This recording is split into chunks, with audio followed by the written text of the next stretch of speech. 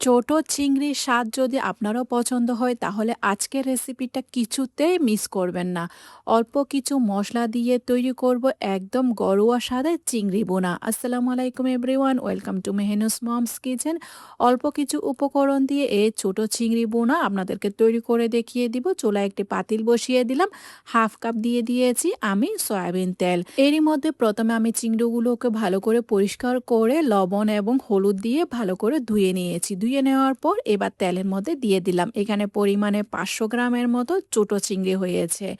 তেলের মধ্যে এই ছোট চিংড়িগুলোকে ভালো করে ভেজে নিতে হবে। ভেজে নেওয়ার পর এই চিংড়ি থেকে সামান্য পরিমাণ পানি বের হয়েছে, এই পানিটি দিয়ে আমি রান্নাটি সেরে নিব।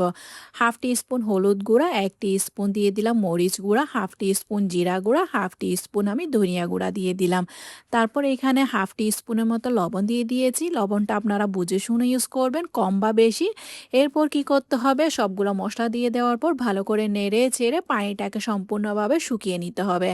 পানিটি শুকিয়ে আসছে, এরই মধ্যে তেলও উপরে বেশি এসেছে। চিংড়ি বোনা প্রায় একদম শেষ হয়ে গিয়েছে। চিংড়ি রান্না করতে বেশিক্ষণ সময় লাগে না। পানি শুকিয়ে এসে তেল যখন উপরে বেশি এসেছে তখন এখানে আমি 4 থেকে 5টি মতো রসুনকে আমি স্লাইস করে দিয়ে দিলাম। 2 কাপের মতো আমি পেঁয়াজ কুচি দিয়ে দিয়েছি। এখানে পেঁয়াজের পরিমাণটা একটু বেশি রাখবেন।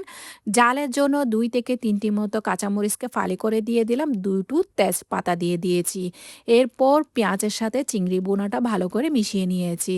ছোট চিংড়ি ভুনা করার সময় এখানে খেয়াল রাখবেন পেঁয়াজের পরিমাণটা একটু বেশি রাখবেন। পেঁয়াজটি যখন নরম হয়ে এসেছে, পানিটি সম্পূর্ণভাবে শুকিয়েও গিয়েছে, এই চিংড়ি বোনাটা ভাজা ভাজা হয়ে গিয়েছে। এবার চুলাটা আমি বন্ধ করে দিয়েছি। আচ্ছা, এই পর্যায়ে আপনাদের কাছে আমার একটাই রিকোয়েস্ট, আমার রেসিপি যদি আপনাদের কাছে ভালো লেগে থাকে তাহলে ফ্রেন্ডস অ্যান্ড ফ্যামিলির সাথে অবশ্যই শেয়ার করবেন, লাইক কমেন্ট সাবস্ক্রাইব করতে একদমই ভুলবেন না। আর আমার ফেসবুক পেজটাকে অবশ্যই ফলো করে দিয়ে যাবেন। আজকে তাহলে এ পর্যন্ত, দেখা হচ্ছে নতুন আরেকটি রেসিপি নিয়ে। সে পর্যন্ত ভালো থাকবেন, সুস্থ থাকবেন, আমার জন্য দোয়া করবেন।